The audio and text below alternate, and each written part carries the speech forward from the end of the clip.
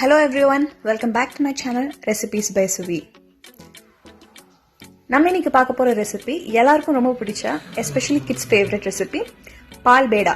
இந்த ரெசிபி எப்படி பண்றதுன்னு வாங்க பார்க்கலாம். பால் பேடா செய்யறதுக்கு மினிமம் 1 லிட்டர் பால் தேவைப்படும். நான் இன்னைக்கு ஒரு 1.5 லிட்டர் எடுத்து வச்சிருக்கேன். அடுத்து நம்ம எடுத்து வச்சிருக்கிற பாலை ஒரு கடாயில் ஆட் பண்ணிக்கலாம். நல்லா அடிக்கனமான கடாயை எடுத்துக்கோங்க, இல்லைன்னா சீக்கிரம் தீஞ்சு போறதுக்கான வாய்ப்பு இருக்கு. ஃபுல் க்ரீம் மில்க் வாங்கிக்கோங்க, இல்லைனா தண்ணி கலக்காத பசும் பாலை பார்த்து வாங்கிக்கோங்க. இப்போ பால் ஆட் பண்ணியாச்சு. அடுத்து இதில் லோ ஃப்ளேமில் வச்சு கம்ப்ளீட்டாக நீங்கள் இந்த ப்ராசஸை கண்டினியூ பண்ணுங்கள். ஃபஸ்ட்டு இந்த பால் வந்து நல்லா சூடாகி பொங்கி வரட்டும். இப்போ பால் நல்லா பொங்கி வர ஸ்டார்ட் ஆக ஆரம்பிச்சிருச்சு.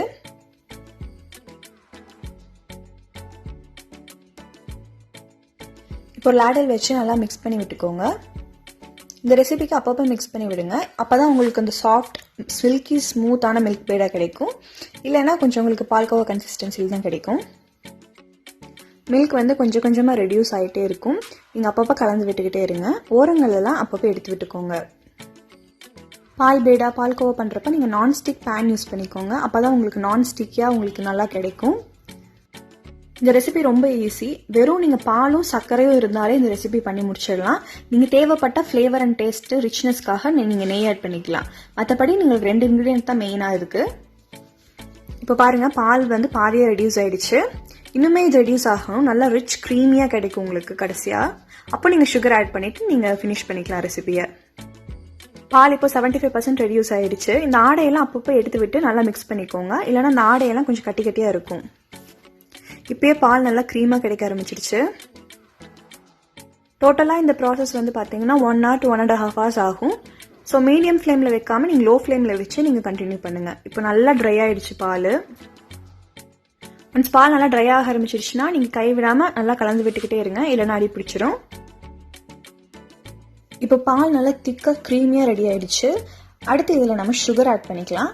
நான் இன்னைக்கு 1/4 கப் சுகர் ஆட் பண்ணியிருக்கேன். நீங்கள் 1/4 கப்ல இருந்து 1/2 கப் வரைக்கும் ஆட் பண்ணிக்கலாம், உங்களோட டேஸ்ட் பொறுத்து. இப்போ 1/4 கப் சுகர் ஆட் பண்ணிட்டு லேடல் வச்சு நல்லா குயிக்காக மிக்ஸ் பண்ணி விட்டுருங்க. சுகர் நல்லா மெல்ட் ஆக ஆரம்பிக்கும். இப்போ நல்லா மெல்ட் ஆயிடுச்சு. அடுத்து இது இன்னும் திக்காகணும். ஃப்ளேமை கம்ப்ளீட்டாக லோவில் வச்சு மிக்ஸ் பண்ணிக்கோங்க. பிகாஸ் இப்போ அடிப்பிடிக்கிறதுக்கான வாய்ப்பு நிறையா இருக்குது. இப்போ பார்த்தீங்கன்னா லைட்டாக நான் ஸ்டிக்கியாக தான் இருக்குது. ஸோ இந்த சமயத்தில் நீங்கள் வேணும்னா நெய் ஆட் பண்ணிக்கலாம். இது ஆப்ஷனல் தான் கம்ப்ளீட்டாக. ஸோ நான் இன்றைக்கி ஒரு 2 டேபிள் ஸ்பூன் நெய் ஆட் பண்ணுறேன்.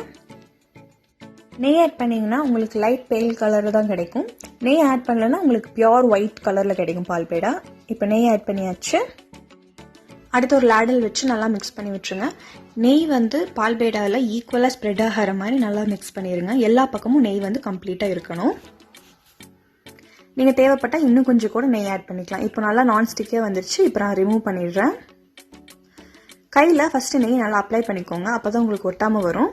இப்போ கொஞ்சம் நல்லா இது வந்து நீட் பண்ணிக்கோங்க. ஒரு 2 minutes மட்டும் நீட் பண்ணிக்கோங்க, நல்லா சாஃப்டாக கிடைக்கும். இப்போ ஒரு பால் மாதிரி ரெடி பண்ணிட்டேன். அடுத்து இதை நல்லா ரோல் பண்ணிவிட்டு சின்ன சின்ன பால்ஸாக நம்ம எடுத்துக்கலாம். ஈவன் சைஸ்ட் பால்ஸாக ரெடி பண்ணிக்கலாம்.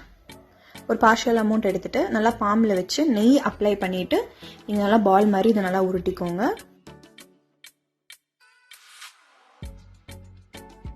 இப்போ பால் ரெடி ஆகிடுச்சு. ஸோ இதே மாதிரி ரிமைனிங் இருக்கிறத வச்சு நீங்கள் பால்ஸ் ரெடி பண்ணிக்கோங்க.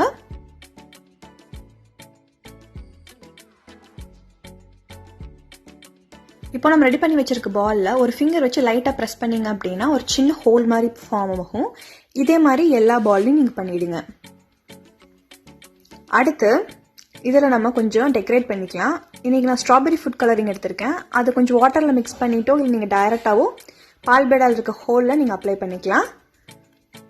2 இதுக்கு நான் இப்படி பண்ணியிருக்கேன். அடுத்த 2 இதுக்கு வந்து சாப்டு பிஸ்தாஷியோஸ் ஆட் பண்ணுறேன். பிஸ்தா இருந்தால் ஆட் பண்ணிக்கோங்க, இல்லைனா நீங்கள் நார்மலாக அப்படியே டைரெக்டாக சர்வ் பண்ணிக்கலாம். அடுத்த 2 இதுக்கு வந்து நான் க்ரீன் கலர் வைக்கிறேன். இது நல்லா கலர்ஃபுல்லாக இருக்கும், கிட்ஸுக்கும் ரொம்ப அட்ராக்டிவாக இருக்கும். இப்போ நம்மளோட மில்க் பேடா ரெடி ஆயிடுச்சு. பால் சர்க்கரை இருந்தால் போதும், இந்த மில்க் பேடாவை நீங்கள் அட்டகாசமாக ரெடி பண்ணிடலாம். ஸோ இந்த ரெசிபி ட்ரை பண்ணி பார்த்துட்டு எப்படி இருக்குன்னு கமெண்ட்ஸில் சொல்லுங்கள். அடுத்த ஒரு சூப்பரான ரெசிபியோட உங்களை மீட் பண்ணுறேன். Until then, it's bye from Shweta. See you guys in my next video.